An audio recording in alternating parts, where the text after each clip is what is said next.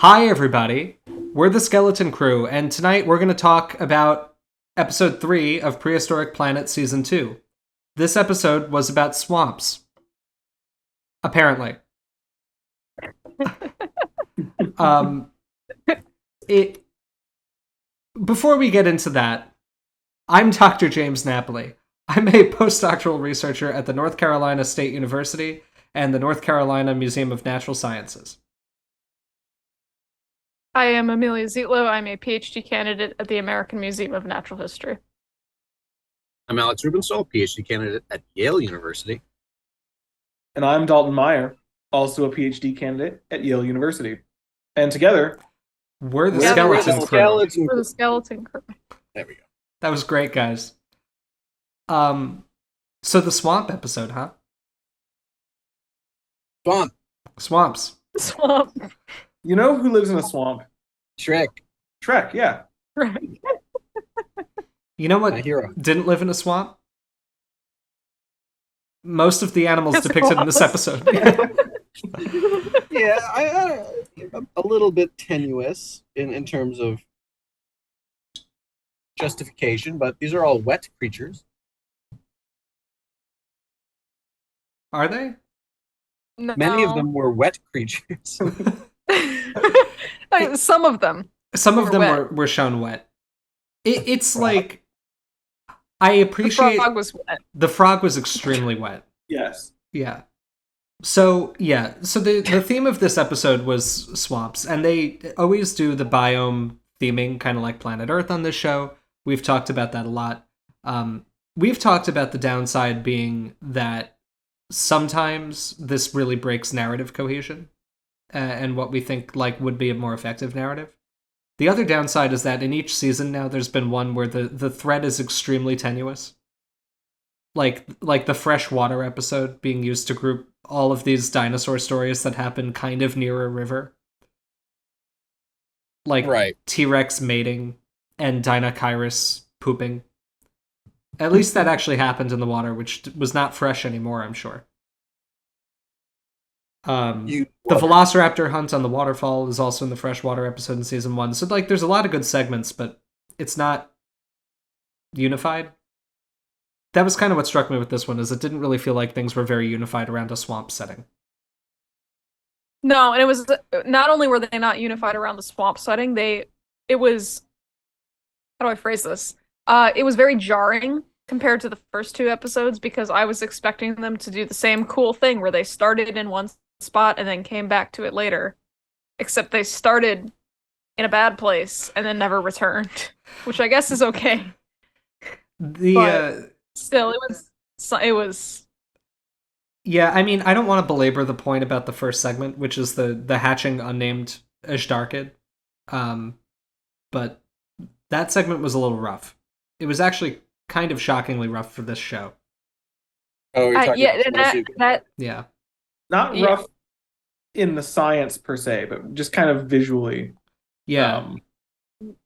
Which has been the one thing, no matter how I feel about the science of this whole series, both this season and the last one, that's been the one thing that kind of holds it together. It's like, okay, well, I can watch it because it's very pretty. And when that first crocodilian jumped out of the water and moved in a way that I've never seen a crocodile move before, I was so taken aback. I was like, well, maybe it's just this one scene. And then it continued, and these guys can attest because we were watching it together. I had to pause. I had to process it for a hot minute, what was happening. It was because I thought I was watching a trailer for what is it, Lake Placid? Is that the one with the alligators in the house? Let's not hate. It looks pretty cool in that one. The alligator in the house is a movie that came out recently.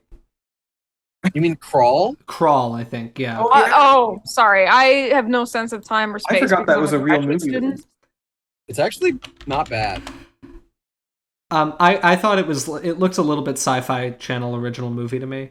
Just the kind of the motions above the water surface kind of being felt very unnatural. It was surprising to me. Unless this was a completely different team of animators, it almost feels unfinished. It almost feels like close to done previs that never got fully animated or something. It feels rushed, compared to everything else, and compared to the later segments of the show, which were up to the same standard of the first 2 episodes and last season. Yeah. It was bizarre. It stood out. I will say this, I suppose. If and thinking about, if you have to run a show and resources are limited, time is limited, and you have to, use your resources accordingly and try and kind of prioritize things, and you have to. This is a segment. It's a very simple segment, and it isn't, I don't think, going to be revisited with anything else. Like, we have several Madagascar segments. We're going to have several Hell Creek segments. To help with the cohesion of those segments. If this is a one-off that you're not going to revisit, I can understand kind of putting it lower on the priority list in terms of just technical work. And if that's what happened, like, I don't blame them. It's just, these things happen. Right. Yeah. It's just it's a bit of a shame for those of us in the skeleton crew who really like fossil crocodiles, which I like not as much as Alex, but I like them quite a lot. I also have a personal connection with Shamosuchus. It was the first fossil I actually saw in person in the collections with the intention to work on it at the AMNH back when I was a undergraduate. And it was the first time I met Mark Norell, and he told me the tale of how they found it, which included someone pissing on it. Tell the story, Alex. Well, there was I, a young man of younger years, and I was there with Jim Clark, who towered above me as he towered above everyone. And I was going through, and Jim's like, "Oh, you should look at Shamosuchus. It's a beautiful little croc. It would be good for kind of a Usukian representation for our matrix. We were making this crocodilomorph matrix at the time," and I said, "Sure, yeah, why not?" So we pull it out, and it's a gorgeous skull. It's not very big. And I wasn't. Is this? I'm sorry to interrupt. Is this the little one that's in Mark's office? Yeah. Yeah. Oh, yeah, that's very cute. Yeah. It's small, which was kind of a surprise in the segment because I wasn't sure how big it was supposed to be. I mean, obviously, I think this might have been a younger animal, but it's basically like it's the Mongolian caiman of the Cretaceous. It's not really a caiman, but that's the vibe. But yeah, so I was sitting at this tiny little table that's like just a few dozen feet from Mark's office door, and he comes by. He's like, "Hey, I pissed on that." I'm like, "What?" And he's like, "Yeah, when we found it, I found it because I pissed on it." And I'm like, "Oh, okay, cool, Mark." And that was the first time I talked to Mark Norell, who's the coolest. He's a very cool paleontologist. Yeah. I can't supersede Jim in my internal canon, but I mean, they're neck and neck. They're a wonderful dream team of people. It's just, I think it's a very cool thing about Mark and Jim is that not only have they done like really, really important field-changing science together, like decades of field expeditions and published in Science and Nature and these really important fossils, but they're not like just colleagues. They've been friends for almost their entire lives. Right. Yeah. They met in, I want to say, middle school. Oh, wow. Yeah, very early. They would go fossiling out in the desert together. Yeah. I think, and Alex, you can correct me if I'm wrong on this, I think the thing with Shamosuchus might be that it was for a long time synonymized with Paralligator, right? Which is a much more like traditionally like large crocodile-looking animal. Yeah. I think Alan broke him up again. Yeah, Alan broke him up again a couple years ago. So Alan's good at science. I like Alan. But it, like Alan's paper, it was in like, I think it was in PLOS1. I don't know if Alan's paper got a huge amount of like press. Mm-hmm. And it was kind of before, I think it was 2015 or 2016. So it was like, I think a little bit before people really were like promoting papers on social media. What I'm saying is it's very possible the team behind Prehistoric Planet just wasn't aware of the paper. And so they went with the referral of these are not that material. These are not like strikingly different animals. Right, but Paralligator has a skull that looks a lot more like an alligator than Shamosuchus does, where it's kind of like tapering to a point anteriorly. Right? Yes. I'm going to look up Paralligator because I forgot what it looked like. Yes, it does. Yeah. Mm-hmm. Right, so I'm saying I think they probably were looking at figures of those specimens, designed the model, called it Shamosuchus because for decades they were considered the same thing, and then might have just not been aware of Alan's paper. Because that's the kind of thing that it's like, that doesn't matter to the show, right? Whether you call it Shamosuchus or Paralligator. And to be clear, Shamosuchus is a Paralligatorid. Right. So it's not like it ended up way outside of the clade. So they were similar animals. Right. But yeah, Paralligator, they is what they is, and as their name suggests, they're Paralligatorids. Right. Well, anyway, that segment was not the best artistically. Should also clarify, are also not more closely related to alligators than they are to crocodiles. They are outside the whole alligator, crocodile, everything else division, I believe. Are they Eusuchians? I gotta check. Oh my god, I've embarrassed myself by not knowing. Oh god, yeah. So like they're Neosuchians, but they're not Eusuchians. You know that all of our viewers are gonna crucify you for that. Not that we don't love a good phylogeny stunlock, but let's move to another segment. Yes, let's. Yeah. Please. Oh boy, this is one I'm gonna get phylogeny stunlocked on Austroraptor. Oh, why? Well, I mean, it's just there's nothing interesting about it. No, nothing interesting about them at all. So yeah, we do the South American Austroraptor sequence, which again, like special effects wise, or visual effects, I guess. Yeah, the Austroraptor, like, I felt it was very variable. Again, we've talked about this last night after the episode. Some shots I thought looked wonderful. Some shots looked not as great. I don't know what it is. You're a hater, bro. I don't think I'm a hater. I think it's and I think to some degree this may be a result of these kind of being fundamentally different than anything we'll ever see in real life. Like, I've never seen except a 20-foot long animal that's covered in bird-like body feathers. Yeah. And I think it's something about kind of the repeating pattern of that just makes it look a little fake. Now, it wouldn't look fake if you really saw that, but I think it's partially just because, like, I'm not calibrated in my mind for anything like that.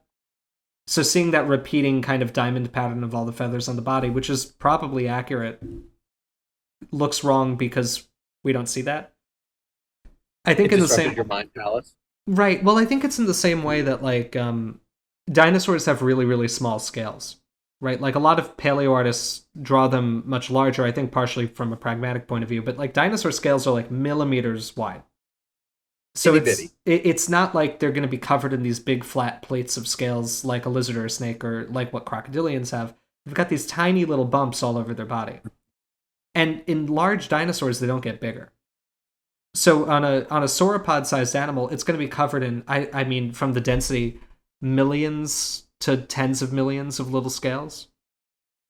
Yeah. Like that. It doesn't look right to our eyes because we don't see things like that a lot. I think it's part of why the dinosaurs on Prehistoric Planet sometimes look a little overly smooth. Because, like, we expect there to be texture there, even though it is accurate that they would have been covered in this pavement of tiny scales all over their body.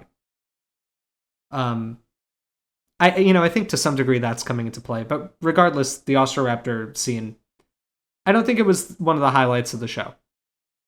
I like seeing him lagging. Yeah, it's cool. I really liked the sound design for the Austroraptor. I don't know why, but I enjoyed it. Spoke to you? Yeah, it spoke to me. I liked the Austroraptor segment. I like James. I think I just visually it didn't click for me as well as some of the other segments, but I liked everything that happened in it. I thought it was fun. I liked that it had a favorite part of the fish. I don't remember where I heard it, but I think that was based on something that's specific to grizzly bears during salmon rushes, which is kind of what they were trying to evoke in this with the gar migration or breeding season or something. Mm-hmm. Was that they were like... Did they explain that the gars were there in high quantity? I think they did, yeah. Yeah, there was some line about that. It was like, there's so many bugs. It was like bug season, and so then the gar came for the bugs. Right. So yeah. So grizzly bears during salmon rush will only eat the most nutritious parts of the fish. Dalton said last night that it sounds like it's probably the liver. That was a guess, but I have now Googled it, and at least according to Salecone's Grizzly Bear Lodge, it says the abundance of salmon in the area determines what part of the salmon is eaten by a grizzly bear. The more salmon, the more likely the grizzly bears will eat just the head, skin, and the roe, which are the choice parts of salmon for a bear. So, yeah, that makes sense. And I don't. Yeah, so it sounds like grizzly bears mostly eat the heads. It looked like the Austroraptors were really kind of preferring the back ends of the gars, but yeah, I think that's a cool detail. Right. So, sorry, go ahead. I was just going to say it's just a food abundance thing. Yeah, I guess I missed that detail that they were abundant. I was just like, oh, okay. Right, and I mean, if you miss that detail, the rest of the segment does not make sense. No. Right, yeah. I think, I mean, it's a little bit analogous to human behavior, right? Like, if you, like, people eat differently if they're at a buffet of, like, really, really good quality food items than if you're just given, like, if you have a plate, you will eat differently or prefer to eat different things. You know, like, what's the most nutritious, what's the most, like, by nutritious I mean I guess most satisfying, because people at buffets are usually not like, ooh, what's the best for me, but they will eat the food that tastes the best, and they will eat it in higher quantities and ignore other food. So I mean, it's not unreasonable. What are you trying to say about buffets, sir? Well, it's like, where are you going? You're going to the prime rib or the salad bar? Speaking of Austroraptor, they mentioned that Austroraptor is a relative of Velociraptor. This is an area that is very interesting because the problem with dromaeosaurid evolution is that we know based on the ghost lineages, which is a topic we've discussed on the channel a bunch of times. I believe Alex mentioned it explicitly in our video about Hemalocephalae in Jurassic World Evolution 2, so go check that out if you want to hear more about it. But because of the shape of dinosaur phylogeny, we know dromaeosaurids originated in, like, the Middle Jurassic at the latest. We don't really have dromaeosaurid fossils. I don't think there's nothing known from the Jurassic as currently understood. I have a pet hypothesis, but well, I'm not going to get that here because that's proprietary information.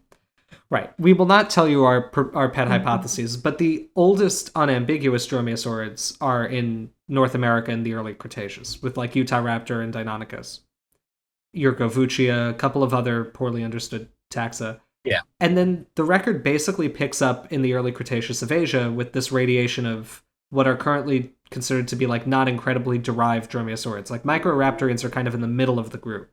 They're not early and they're not late. They're their own thing. In South America... though. What do you mean? Like, phylogenetically, they're branching off earlier than where Utahraptor currently is. Right.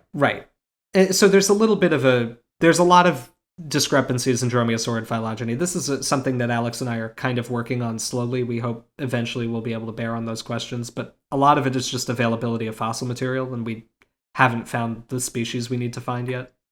Yes. We're looking for them. God knows we're trying. Yeah, everybody is looking. The weird thing is that in the latest Cretaceous... Actually, wait. Boytriraptor's like Cenomanian, right? I wouldn't say it's latest Cretaceous. Yeah, it's Cenomanian. Yeah, so in the late Cretaceous of South America's fossil record, we find this group of what appear to be quite early diverging dromaeosaurids called Unanlagians. And that's the group that includes Austroraptor. They're characterized by these really, really, really long telescoped snouts and dental adaptations that appear to be related to fish eating. I did check. Boytriraptor has them too. So it has conical teeth too? Yeah. Cool. So they've got conical teeth, kind of like a Spinosaur. I think in Austroraptor, I think the teeth are even fluted like Spinosaurus teeth are. Oh, really? I think so. Don't quote me on that. I'll check it when I edit the video, and I'll put up a thing if I'm wrong about it. My face making up this information. They have like little ones. Little flutes. It's not quite as pronounced as like Spinosaurus, but it's noticeable. Yeah. So they're usually interpreted as fish eaters. I think reasonably based on that evidence. Right. No, I mean, showing them eating fish is very reasonable. I guess what I'm saying about the phylogeny is they're not very closely related to Velociraptor. Well, they're dromaeosaurs. They're dromaeosaurs. They're closely related to Velociraptor, kind of in the way that bears are more closely related to dogs than they are to cats. Like, they're diverged a long time before those two species are known. Yeah, I think it's probably worth discussing briefly, and it's probably something we'll discuss more.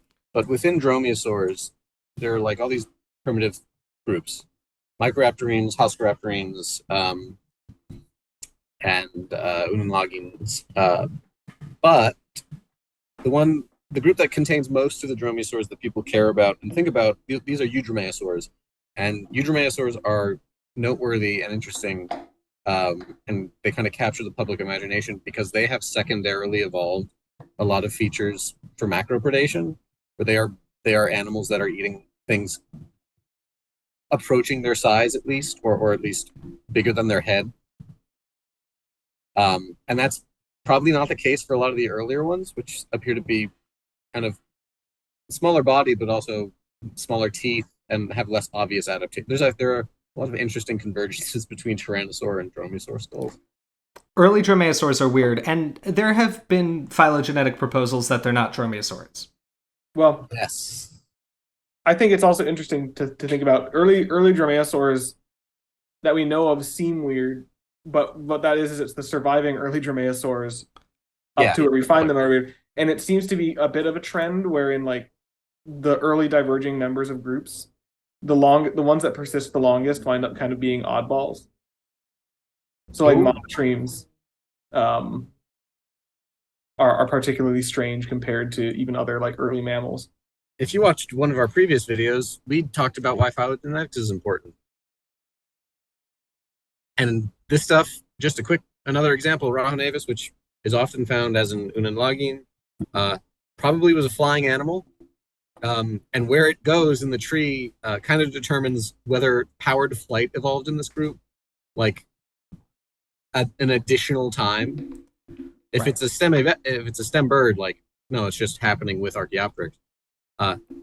If it's a dromaeosaur, it's like the second time the group, because Microraptorines apparently are evolving powered flight on their own, even though this might be a signal from the lack of clearly like the early transitional dromaeosaurs in the fossil record. But yeah, so like having the correct tree will fundamentally impact these hypotheses of how behaviors evolved and stuff like this. Right. Dinosaurs learn to fly more times than any other group, though. Right? Yeah. Every other group of vertebrates, as far as we know, evolves flight once. So bats do it. Right. Right. So bats can fly. Pterosaurs can fly. Mm-hmm. Among vertebrates, those are the two non-dinosaurian examples of powered flight. Yeah. Yes. And then within dinosaurs, you have Scansoriopterigids, two potentially lineages of dromaeosaurs, and birds at least. And depending on the sequence of trait evolution, you might have an additional origin of flight within what are currently considered to be avialans, which we usually equate to birds, but anchiornithines might evolve flight independently. So this is something that's not really appreciated about dinosaur flight or the evolution of dinosaurs. Like, they do that a lot. A lot of origin of flight. I liked this because it was a frog, and I like a frog. Frog is good. I mean, well, the one thing that I told you guys about last night after we watched it that really bothered me is this frog was not behaving like a frog in that it was thinking. Frogs are not very smart. I love them dearly, but my God, they do not plan. They have no intentions. And this frog was planning and had intentions. And that kind of took me out of it. Because also, like, I was coming out of, like, the first segment, which we're trying to be polite about. The second segment, which these guys had a stunlock on, but I personally was also not impressed by because of the severe dissonance in quality between this and all of the other episodes we've seen so far. And so then enter Frog, which looks great, but is behaving like a reptile. And this is an important point. Frogs are not smart. Frogs don't do this. I've had pet frogs for many, many, many years. They react. They do not think. They do not plan. They react. So I was kind of out of it for that segment as well. As good as the frog looked and as silly as it was, which I appreciated a bit of silliness because frogs are silly, so that's good. But frogs do not think. Well, this frog had intention, and it had intentions with another frog's dog. I really, the way you phrased that, they do not think, they do not plan, they do not have intentions, makes me think of like a stinger for a horror film about some kind of mindless killer. It's like, it doesn't think, it doesn't plan, it has no intentions, it will only kill. It only reacts. Hold on, it's the scene with Ash. Hold on, I'll do it. Well, I gotta be a little.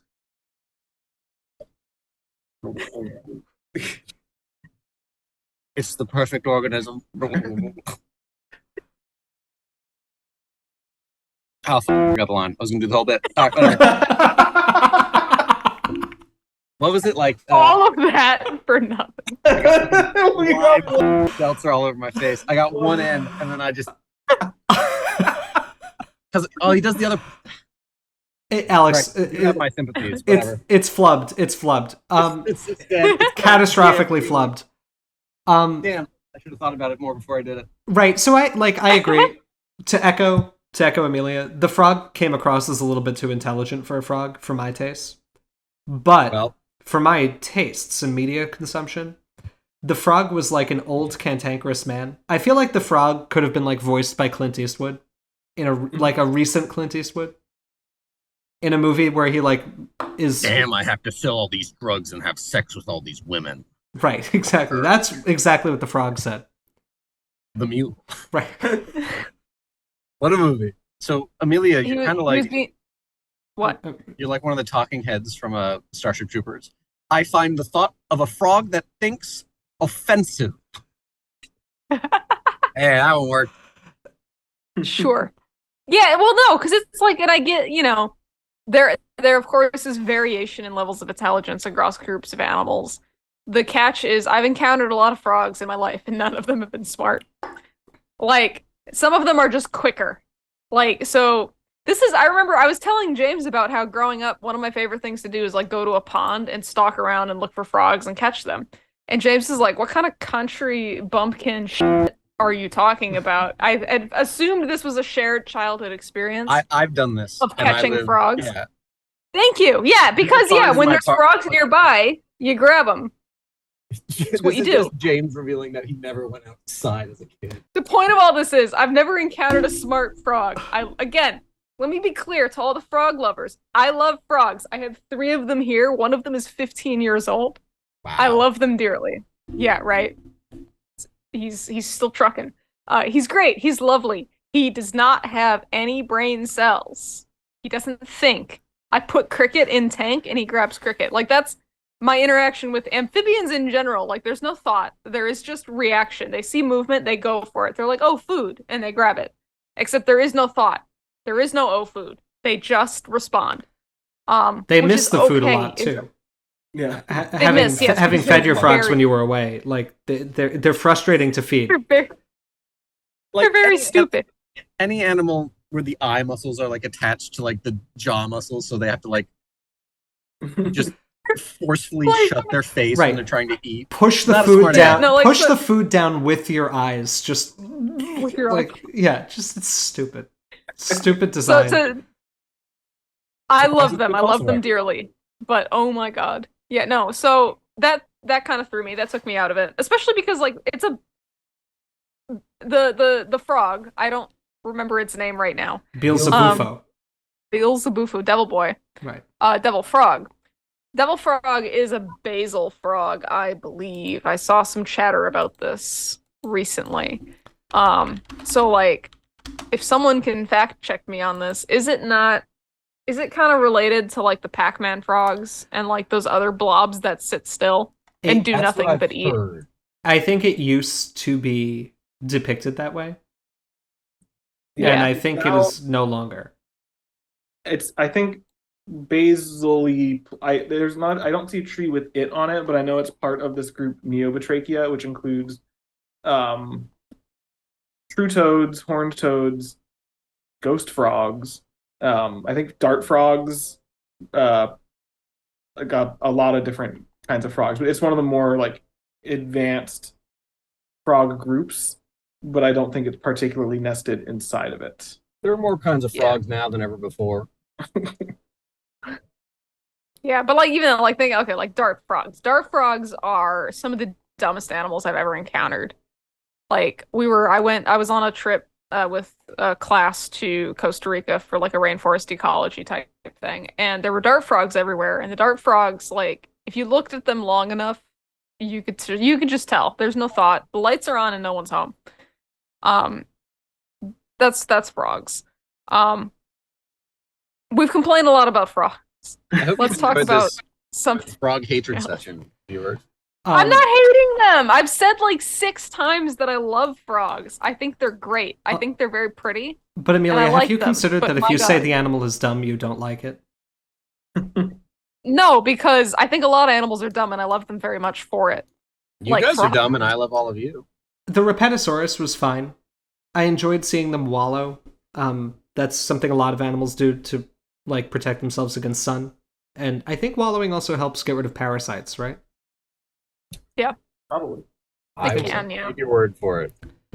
Well, In either it's case. basically like, at least with some things, it's like if you cover yourself in mud, the lice can't get through the mud. Like, Oh, okay. Well, if that's the case, Yeah. Dalton and I are so parasite free because we wallow in squalor. Do not look into the background of their apartment. My room's fine, everyone. I promise. Oh, It's all Alex, I've seen your room. Come, Nerevar, friend or traitor, come to Pachycephalosaurus in the swamp. yes, The swamp. right. I Right mean, up. I was willing Come to let everything be a swamp, and then they were like, "Here is a place where there used to be a swamp," and I was like, "Put this in the North America episode. It's okay. It's okay to wait." The Pachycephalosaur episode, the Pachycephalosaur segment to me was the highlight. Oh yeah. It was very fun. I I like that its nose bled. like that. I love that they did a little bit of that kind. So, have you ever watched like bighorn sheep or musk oxen hit each other? Mhm. And after they collide head to head, they kind of stand there and you watch the brain cells die. Like they're just kind of blue screening because they'll hit each other and then they'll stand there like, and then they Yeah. kind of Well, wake and this up is one again. of the- Like it just. This is one of those segments where like they were very clearly directly referencing like living animals doing it, because I noticed it more so in the way that they would prepare to hit each other, where they kind of go up and hang there for a minute and then hit, and that's Oh. something that I remember or recognize from Yeah. bighorn sheep. It was just beautifully done. What I also really liked about the Pachycephalosaurs is that, and I feel like they do this really well for some of the ornithischians. Not that they have to do it for all of them, because what I'm going to say is a little controversial. They felt more, and maybe the phylogenetics nerds here will hate me, they felt more reptilian than the other Yeah. dinosaurs. And I like that because, again, I think that there's a constant fight or a two-way tug of war within dinosaur reconstructions and paleo art of like, at what point do we start making them very bird-like in how we depict them? And obviously in body posture, right, they're bipedal animals, they have a functionally tridactyl foot. In terms of the way they move, they're probably more bird-like from before dinosaurs even exist. Like, more basal outgroups to dinosaurs are already doing that sort of thing. Right. I think in terms of general vibes, I would not be surprised if ornithischians felt quite a bit more what we'd call traditionally reptilian than avian. Well, It's tricky, right? Right. Like, Well, are very different. Like, they don't breathe like theropods and sauropods, to our knowledge. They are scaly. I mean, I guess a bunch of them do have filaments, which makes the whole thing. I think they're just weird. Yeah. Right. Well, the other problem is like, when did the bird-like aspects of birds evolve? Which could have been, for all we know, right after like the bird dinosaur group split from crocs.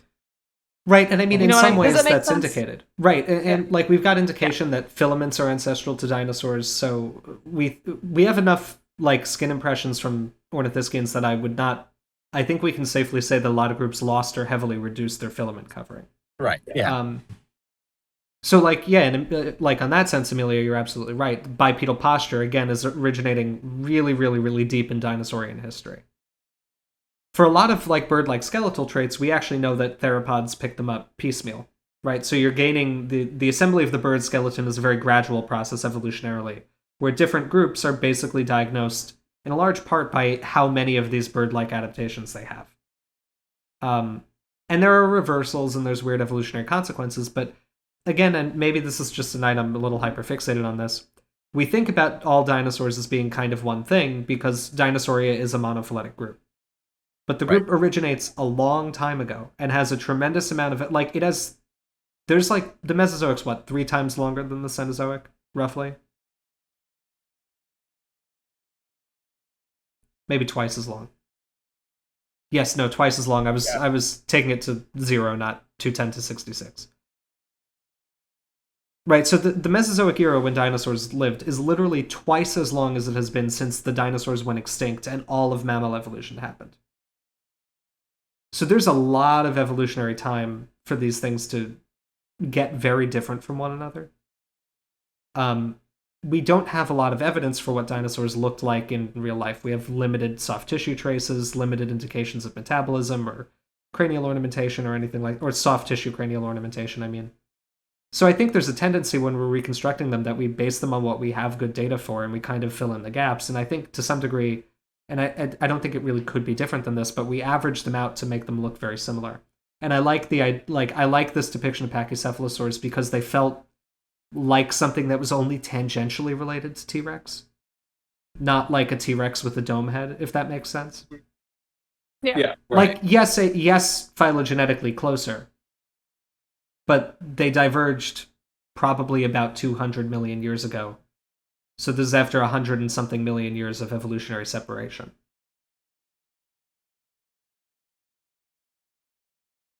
I don't know. I'm trying to think of another group that separated from another.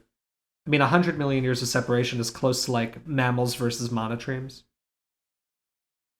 Or even like within mammals. I mean, like there are groups within mammals that look nothing like each other. Well, right. Yeah. I mean, right. It's over twice as long as whales versus the rest of everything. And whales are almost a different form of life at this point. Whales separate from other artiodactyls. So like whales are part of the clade that includes hippos and goats, antelope, deer, cattle, horses, pigs are pigs as well. Yeah. So like whales are a member of that group, and in 50 million years ish, they go from that group to whales. In 110 million years, you've got the ancestor of dinosaurs going from, you've got divergence between Pachycephalosaurus and T-Rex. That's a tremendous amount of time to pick up a lot of your own weirdness and really start to feel like different things. I take back horses. That was a mistake. But I I didn't notice want to say horses in there. Sorry. No. Yes, no horses. No, horses, rhinos, and tapirs are the other. Persidactyls. Persidactyls. Right. We know mammals. We do. This is not the mammal skeleton crew. Mammal crew. This is the diapsid crew. Anyway, I guess what I'm saying is I liked how weird the Pachycephalosaurs looked, and I liked that they had a lizardy kind of vibe to them, lizardy, crocky. Yeah. They're one of the groups that I could kind of picture having some filaments too, as far as ornithischians go. Oh yeah. But I mean, I like the scale texture and stuff in this. That's not a criticism. That's just like a personal thought. Oh, I mean, I wouldn't be surprised if they were spiky and quilly. Mm-hmm. They have that energy to them. I love the Pachycephalosaur segment. I thought it was really energetic. Yeah. We've said it before, but like, it is a bummer that this is not coming out later, because it would have been very cool to see some emerging literature on this subject. Would have made this fight even more exciting. Right. Well, speaking of the fight, so I was at a neuroscience conference this year right after SVP. I got, through a chain of events I won't regale for our audience with, I wound up giving an invited lecture at a talk full of neuroscientists about evolution. It was very weird, but it was a very cool conference to be at because it's about evolutionary neuroscience. And there was somebody there. She's starting a lab at University of Alabama, I believe. Her name is Nikki Ackermans. She and I actually met at Mount Sinai School of Medicine in New York when we were both TAing human anatomy there. And I saw her there. And her postdoc research at Mount Sinai was all focused on head-butting mammals. I think specifically with a focus on goats. And her research was all like predicated around this question. She got a lot of money from grant organizations of like, these animals are repeatedly throwing their entire body weight through their skulls and colliding. And this like ritualized combat behavior, how do they not get traumatic brain injuries? Like, and she's like researching, she wanted to research it to figure out like, are there any potential therapeutics here? Is there something different in cell architecture that could be used to like repair human concussion and all sorts of things like that? Because these animals are headbutting and they're not getting TBIs. and she was giving her talk about it, and she was like, and the answer is, oh, they get TBIs all the time. They are completely concussed. The animals are destroying their own brains and turning them nearly to jelly for this entire behavior. It was one of the funniest turns that I have ever seen. And I guess a good reminder of like animals will often do things that hurt them. Yes. Right. As long as they reproduce, that's kind of all that matters. Yeah. Yeah. A friendly reminder that fitness is not strength. Fitness in evolutionary terms is, can you have babies? Yes or no.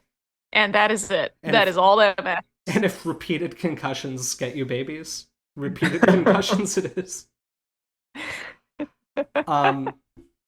What happened next? Was the next thing the Hell Creek segment?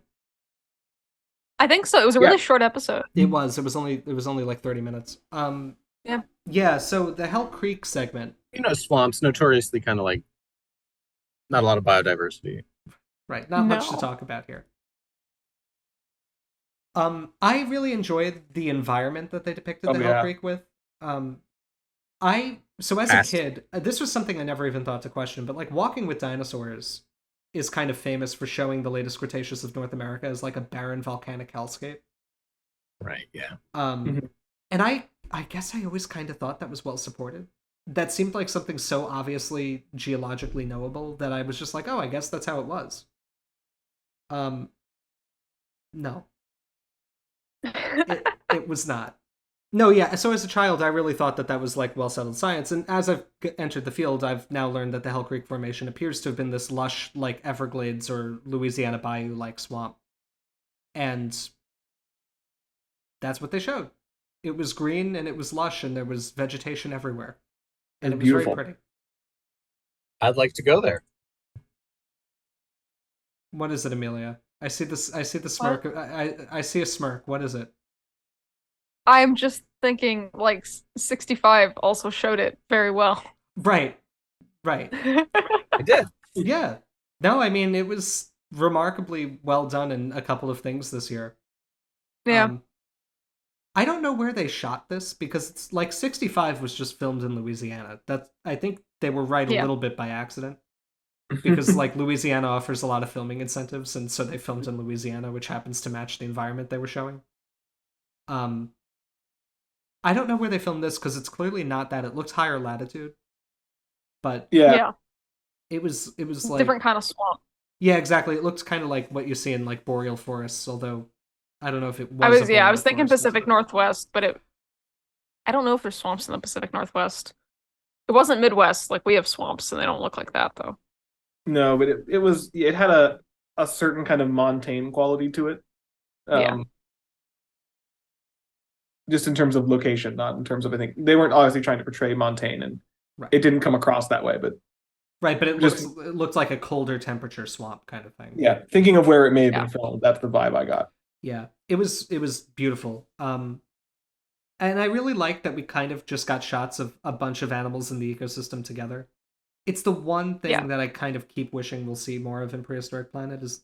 And I get why segments have to focus on particular species, because I'm sure the rendering costs for the show are, like, ungodly. So, like, if you want to show anything, I'm sure you're like, well, okay, we've got the Gobi Desert here, but this shot can only have Corythoraptor in it because we literally cannot afford to have all the other things we know lived here. But I would love more shots like the watering hole shot in season 1, where you've just got like this whole collection of everything we know lived in one area, where it's kind of not focusing on anything and they're just around. I'd like to see more of that. Yeah. And so I was happy to see that here with like Triceratops just there, not even commented on. I don't think. The Edmontosaurus going, and then like the T-Rex just kind of chilling around. Like, just waiting. Gorgeous shot. Yeah. Well, I remember, I think personally for me that was my favorite segment of the whole episode, because I'd recovered from the emotional damage inflicted upon me by those horrible crocodiles at the beginning. Like, cause it's like, all right, we got the crocodiles and they're bad, and then the Austroraptors, I couldn't get past the fact that they looked like they were made of plastic, and then the frog was cool, but it was not acting like a frog, and so I was in a haze during the Pachycephalosaurus segment. I'm like, they're cool, but my god, those crocs. And then we finally get to the Hell Creek, and I've recovered from this. And I'm like, all right, Hell Creek is cool. I love the Hell Creek. and it shifts into like the nighttime situation where there's just like T-Rex is there and it's like 10 feet away from these animals. And I love the shots where it would pan over to these Edmontosaurs like minding their own business and there's just like the T-Rex in the background like really close. Yeah. And I thought that was incredible and I loved it very much.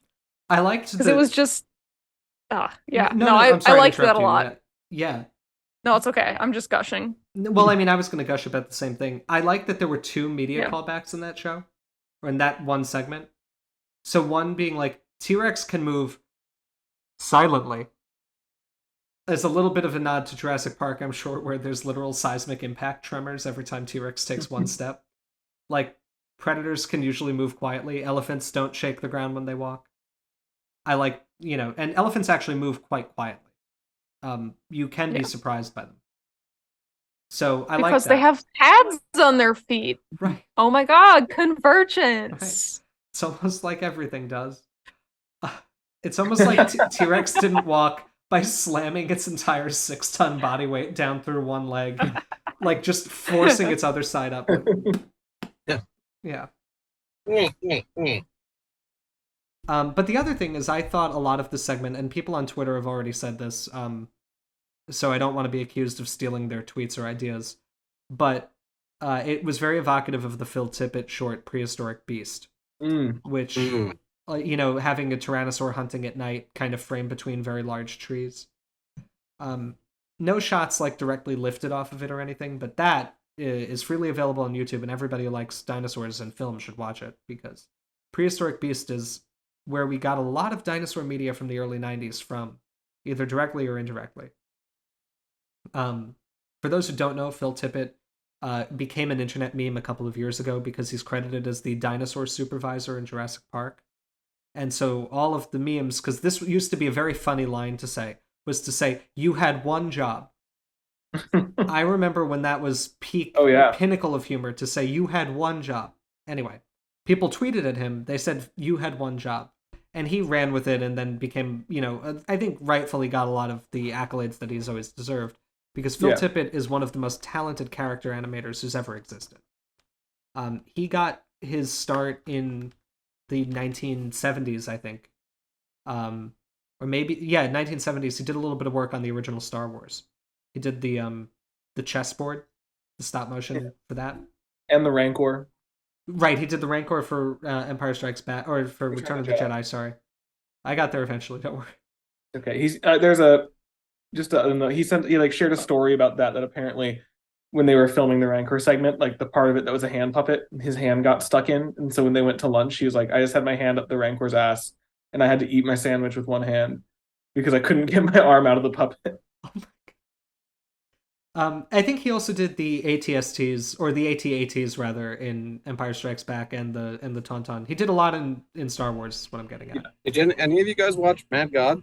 I haven't watched it yet. I want to save that for a weekend where I can justify taking the time it deserves. Because it's so good. I'm really excited for Mad God. But he pioneered a technique of stop motion called go motion, where the puppet is actually actuated by metal rods that are inserted into it. And the motions are pre-programmed into it by the animator, and then the exposures are taken while the puppet is moving instead of between movements. And that creates much more naturalistic motion blur type things in the motion. And go motion probably would have become the dominant way we do large-scale creature effects had computer-generated imagery not kind of come out of nowhere to become a viable way of doing it. And so Phil Tippett was originally going to do the dinosaurs in Jurassic Park all through go motion until they decided to go in the direction of CGI. And that's a story everybody knows. But the reason he was contracted to do it was partially because he had done Prehistoric Beast completely on his own. It was self-animated. I think he was the only person working on it. And the quality of that stop motion also led him to be contracted for like a series of documentaries at the time, and that footage got recycled into a lot of documentaries I saw as a kid. Like it was in the Eyewitness Dinosaur VHS, this shot of a Struthiomimus like wheeling an egg out of a Maiasaur nest and breaking it open. I'll flash a screenshot here for people who are not old farts like me who used to watch old dinosaur documentaries. But Phil Tippett's a cool animator. Prehistoric Beast is cool, and I was getting a lot of Prehistoric Beast vibes from this. Apologies for the digression. I'm gonna make a non sequitur digression because I have the tweet pulled up because I remember when we were talking about we want to know where they filmed the Hell Creek like establishing shots because I do. Last week when I was like, oh, I really want to know where they filmed the watering hole in the desert, because it was so gorgeous. Joshua Kanupa, beautiful man, has provided me with the answer. He tweeted about it. It is the Tarim or the Tarim. I don't know how it's pronounced. Apparently, the longest inland river of China flows through the Taklamakan, and yeah, that was reading his tweet. So go check out his tweet about it. It's very cool. So it is also kind of in the same area that it takes place, which is neat. Yeah. That's actually really cool. Thank you for finding that piece of information. It now makes me wonder if they've shot the Hell Creek in like at a very good time of year, like a forest clearing lake kind of situation somewhere in Alberta or Saskatchewan or something. It could have been Montana too. Yeah, it could have been Montana. Could have been Montana, yeah. Yeah, like if you go right after it rains, I guess. In the spring, like before it gets dry and hot. Mm-hmm. I don't know. I wonder maybe like in Colorado somewhere. Could be, yeah. Yeah. I was trying to find the photo of it because I mean everyone was sharing it online. I just wanted to get another look, but I can't for the life of me find it right now. Anyway, does anybody have more thoughts? I apologize for completely derailing with my stunlock. T-Rex, it has the biggest eyes, right? That might be true. I don't see any reason to doubt it. Yeah, I wouldn't be surprised. It's a huge predator. Yeah. Its head is relatively large compared to its body. Maybe, I don't know, maybe I don't even think like a Spinosaurus would have. No, because their head's big because their snout's big. Yeah, good point. No, yeah, I think that's probably. The only thing I can think of that would be a contender is like Edmontosaurus. Like a really, really large Edmontosaurus might have had a larger eye. But they're silly no head. They're like silly head empty ornithischians. This is true. They're basically frogs. This is a big guy who's doing crunch and munch. He needs big eyes.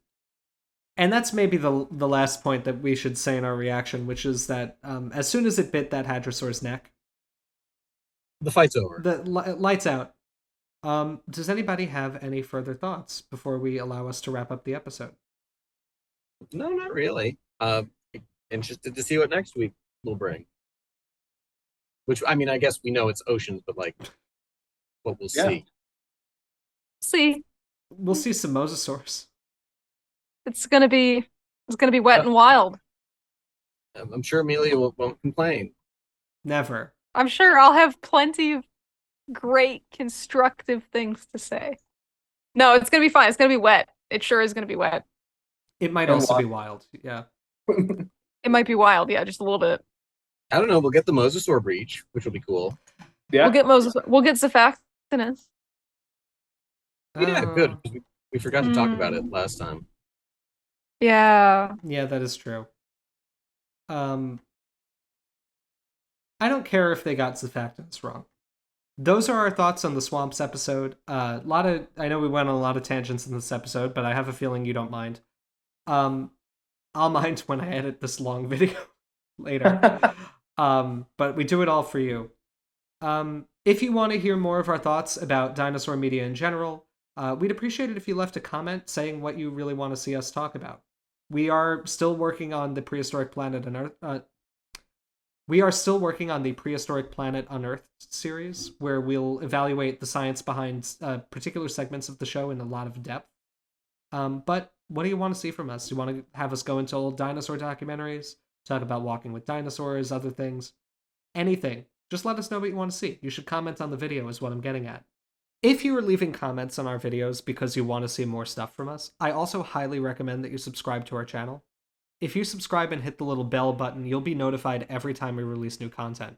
And as I'm sure you guys are noticing, we're releasing videos more and more frequently, and we haven't exactly settled on a schedule yet, and we don't want you to miss anything. As a final note, we are doing a fundraiser in June, a charity live stream to benefit the Trevor Project. As I'm sure many of you are aware, LGBT youth have a remarkably disproportionate probability of dying by suicide, and the Trevor Project seeks to prevent that. which we think is a very, very good thing. And for Pride Month, we want to do a charity live stream to benefit them. So if you subscribe to our channel and get notifications from us, you'll hear all of our updates about the planning for this event. We really want to have as many of you there as possible. We think it's going to be something really special. And as always, we thank you guys for all of your support. We'll see you next time when we talk about oceans. Swim, swim. Swimmy, swimmy. Bye. Swim. Good time. That's not published, Alex. Fuck. No. It's a good point. I'm going to cut that out of the video. DJ